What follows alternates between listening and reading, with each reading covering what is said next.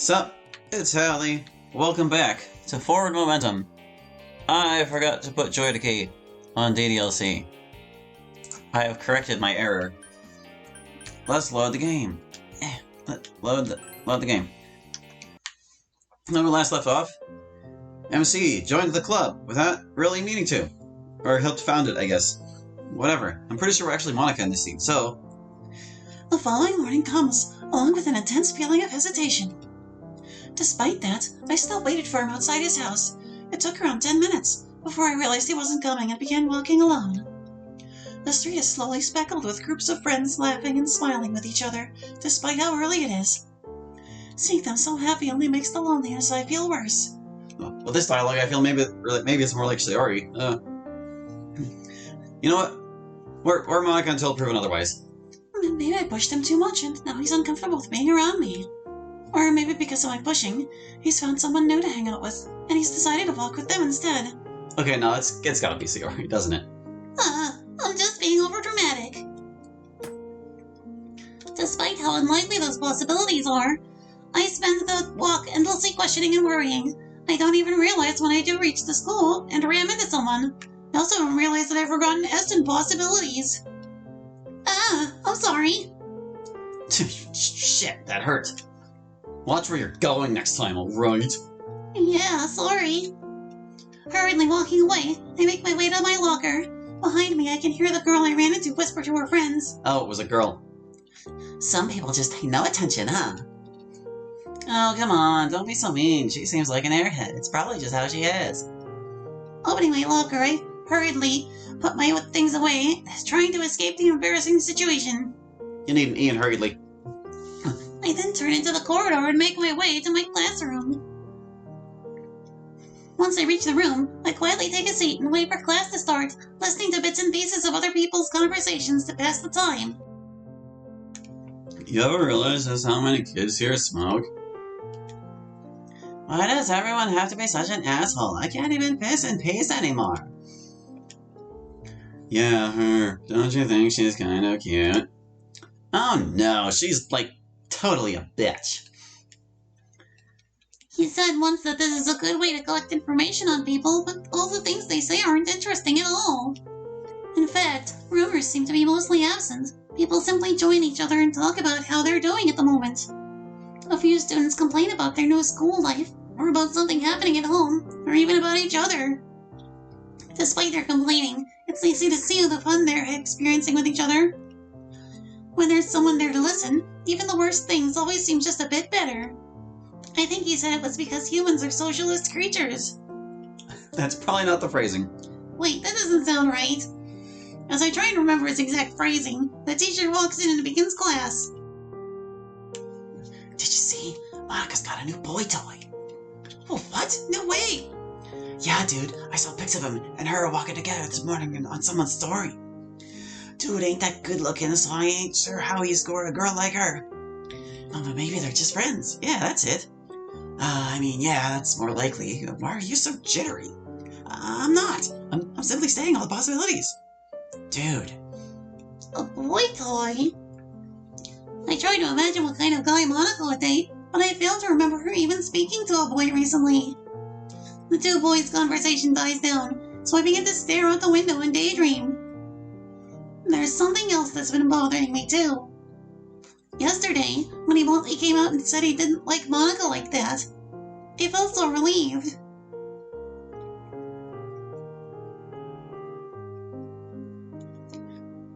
He is your friend, right? He wouldn't just push you away like that. I don't know. It's been so long since we've said anything to each other. I don't know what to say. I think the time for reconnecting is past. Well... She places her hand on my shoulder. You won't really know until you try, right? You're... Someone's talking to me. Excuse me. Huh? All of a sudden, I'm awoken from my daydreaming by the teacher, who waves a hand in front of my face. In front is 2 words. Are you alright, miss? School ended around 10 minutes ago, but you're still here. Oh, I just lost track of time. Sorry. Rising to my feet, I grab a hold of my bag and say goodbye to the teacher. Out in the hallway, I only see 1 or 2 students still running around, most seeming to have already gone home. Oh crap, I forgot about him. What if he's waiting for... Before I get too panicked, I remember his absence in the morning. There's no reason to rush over to his class, but... Maybe he just slept in late today and had to rush to school. A small bit of hope becomes my guide, and I run over to his classroom. I was just being silly. Once I get there, I'll see him sitting there on his phone. This time, I'll definitely get him to buy me chips. Then we can walk home together and act like yesterday never happened. I reach the door of his classroom and swing it open to find... he's not here. To confirm his absence, I look around the room before quietly shutting the door with a sigh. Of course he wouldn't have waited for me. He didn't this morning. I shouldn't have gotten my hopes up. I turn to leave, trudging along the squeaky marble flooring, feeling silly for being in such a rush. To my side, I hear the door of the staff room swing open, and from it, Monica emerges. I think you need some commas in that sentence, man. Oh, Sayori, it's good to see you. Hey, Monica, what are you doing here? I actually just finished up most of the preparations for the club, so that means... What? You're already done? I'm so happy for you. Thank you. I wasn't expecting to get through it all so fast myself, but once you're in the flow, it all goes by so quickly. I'm sorry I didn't end up helping. I thought you and I would... It's fine, Sayori. I already know the story. Story? Your friend was a lot of help, though. I definitely couldn't have finished it all so quickly without him. Without... Wait, what? From behind Monica, I hear another set of footsteps approaching, and the figure of a young man slowly comes into view. To my surprise, it's...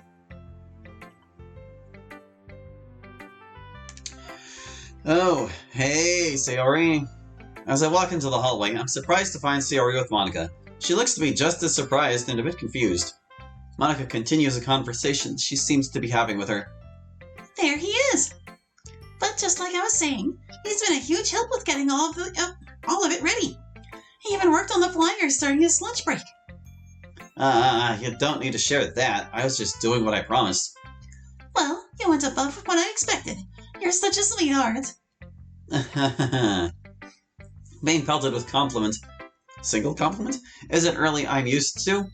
Okay, being pelted with compliments isn't really what I'm used to, is what you want that to say. Especially from someone so pretty, so my face is quick to burn up with embarrassment.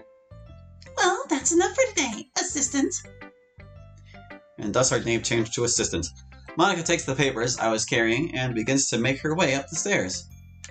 I'll see you two tomorrow for the last bits of club planning. Yeah, see you then. With another smile, Monica turns around and disappears up the stairs. To my right, I notice Sayori's staring at the ground with a fidgety disposition. Is something wrong? Oh, no, it's nothing. I just wasn't expecting to see you here. I thought you didn't want to help out someone like Monica. Well, it's true. I really don't want anything to do with that girl, but... Monica's your friend, right? Helping her out seemed to really mean a lot to you, and I felt bad that I just kept shutting it down. I also told her you were too busy to help her out today, so I volunteered to do your share as well. Kind of an awkward way to apologize, huh? Sayori looks at me for a while, not really saying much, before wrapping her arms around me and squeezing me tight. You really are a sweetheart. What? Hey, come on, Sayori, let me go. This is really embarrassing. Nope. You left me all alone this morning. You at least owe me a big hug. Well, while I could fight back, something tells me I should let her have this. In the end, I sealed my own fate, huh? Starting tomorrow, I'm an official club member, though for some reason, I'm not dreading the idea as much as I was before. Maybe I've just accepted the inevitable. Whatever the reason, I have a good feeling about this. Poem number 1, Satori Part 2?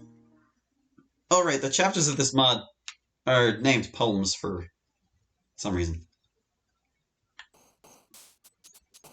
Hello there. My name is Sayori, and I'd like to welcome you to the first official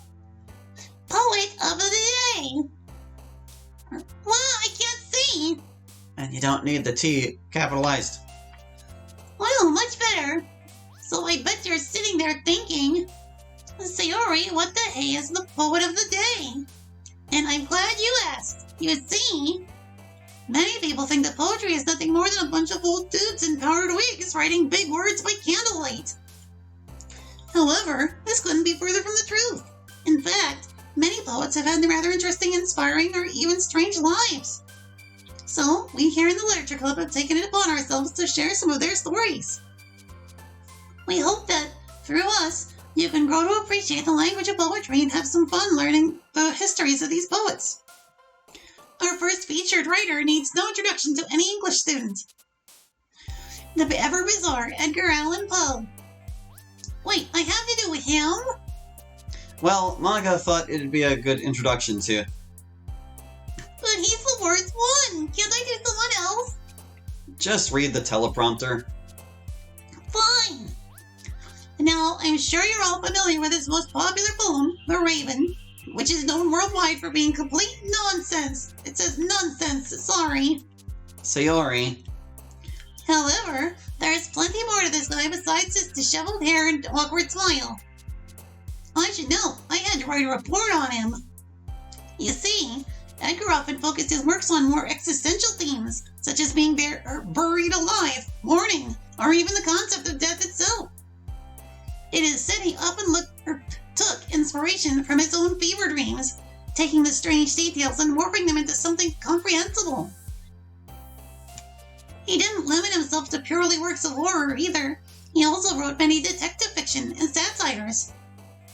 Though he'd often write specifically to appeal to the popular trends of the time, as such his works often shifted to match the flavor of the month. During his time, he was regarded as a rather harsh critic.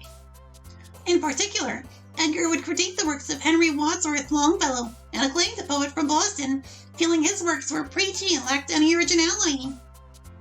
This part of him was so wide known that fellow critic James Russell Lowell remarked that Edgar seems to write using prussic acid instead of ink. I can read. And you wouldn't need this second period here, when you've already got this first period here. And what did I just spot? Oh, where was it? So when I known that fellow critics remarks that Edgar seemed, you need an ED there, yeah, there you go. Despite his way with words, he actually lacked a solid grip on social skills, needing alcohol to handle speaking within large crowds. While he'd often only need a sip of something strong, occasionally this would lead to him getting heavily intoxicated, often being mistaken for being a drug addict.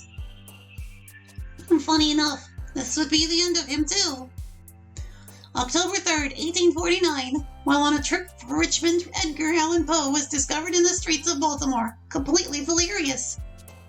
Once admitted to a hospital, they would learn that the clothes he was wearing were not, in fact, his. He was not coherent enough to explain his bizarre situation.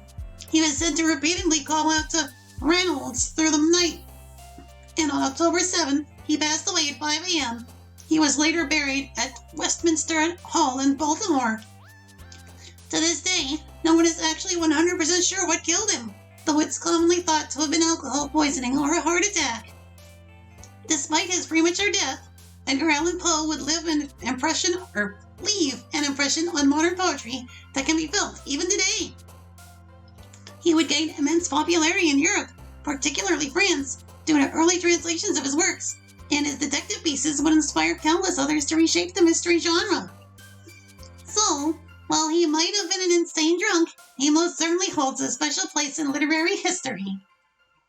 Thank you so much for tuning into our first episode of Poet of the Day. I hope I didn't bore you too much with my biography. It doesn't matter if it was boring, we just need to get it done so Monica will let us go home. Anyways, stay tuned for more poetry and hopefully less 500-word limits. Ruined my Sunday. Later!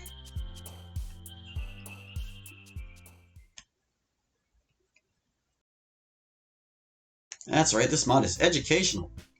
Okay, you too. I've just finished getting the last thing the club needs, the club room. On another normal school day, Monica approaches me and Sayori in my class, announcing her success in finding a usable room. It had been around a week since I helped Monica out with paperwork, and since then, she's been asking around to find a room that's available every day after school. Oop, I clicked out. That's great! That means the three of us can start hanging out like a real club. Mm-hmm. I'm actually about to head down to the room and check it out. I was wondering if you two had the time to join me. Sayori nods energetically, murmuring "uh-huh" over and over. Monica's stare turns towards me. Sure, not like I have plans. Okay, follow me. As we make our ways to the stairs, it doesn't have to be plural ways. You're all together, you're going on your own way. I locate a trash can and discard the soda can I had been drinking from. Monica leads us out of the classroom and upstairs, a section of the school I rarely visit, being generally reserved for third-year classes and activities. Didn't she say we were going down to the room, though? Once up the stairs, it's only a few steps before Monica comes to a stop in front of one of the rooms. Here we are, our club room. Swinging open the door, we are greeted to a generic-looking classroom with desks perfectly aligned in rows and shelves in the back. Looking around, I can tell that this room isn't used, or at least as regularly as most of the other classes, although something feels off. Looks nice. It's great, it's all clean and tidy. Well, that's probably because it's never used enough to get dirty. This room is apparently reserved for supplementary lessons. I can talk, I swear. That explains the anguish in the air. Walking over to the blackboard, Monica seems to take a moment to look around the room. As she looks over the room, she takes a deep breath and stretches. Afterwards, she smiles to herself as if she doesn't believe her own eyes. Sayori motions me over silently. Hey, doesn't Monica look really happy right now? Yeah, I guess so. Though she seems a bit too happy for a room of all things. Looks like your efforts paid off, huh? Quiet. I put a stop to Sayori teasing by lightly smacking her in the head. Owie! Alright, you two, let's get out of here. Well, but I thought we were gonna have a club meeting. There's one more thing we need to discuss before we can actually begin. Me and Sayori exchange confused glances. The three of us step back out into the hallway, with Monica producing a pair of keys from her blazer and locking the door. Alright, so we should spend the rest of the week trying to get other members. While we have all the paperwork done, our school's restrictions require that there be at least 4 members in a club before we're given any actual recognition. So until then, we aren't officially allowed to use the room. I'd really appreciate it if you two could go out there and spread the good word. Even if we only need 1 more member, it can't hurt to find more. Ooh, alright, I'll try my best. Sayori's spirit is fired up, and I can sense the determination oozing off of her. Gross. I, on the other hand, can be somewhat flimsy. Yeah, I'll keep it in mind. I don't feel like I could be much help here, but I should at least pretend like I'll try. We'll check on each other's progress Tuesday. Sound good? Sayori and I nod in confirmation, and part ways with Monica after she and Sayori exchange numbers. While we walk down the stairs, Sayori turns to me. Hey, do you think you could let me handle getting new members? Sure, but why though? Well, I feel like I should do something considering you and Monica did most of the preparation work on your own. Besides, I've already got someone in mind. Seeing Sayori feeling genuinely guilty for being lazy is an odd sight. I decide that this must be an anomaly. You gotta reverse the O and the A there. That's how you spell anomaly. Pigs must have grown wings as well. What? Nothing. Don't worry. I didn't plan on actually doing much anyways. Ooh, because you don't have any friends to invite? Want me to smack you again? Sorry. I'm starting to think your apologies are as hollow as your brain. What? Hey! Sayori quickly realizes her pride has been insulted and throws a half-serious glare towards me. I refuse to humor her and keep my eyes keenly forward, reaching a vending machine near the lockers.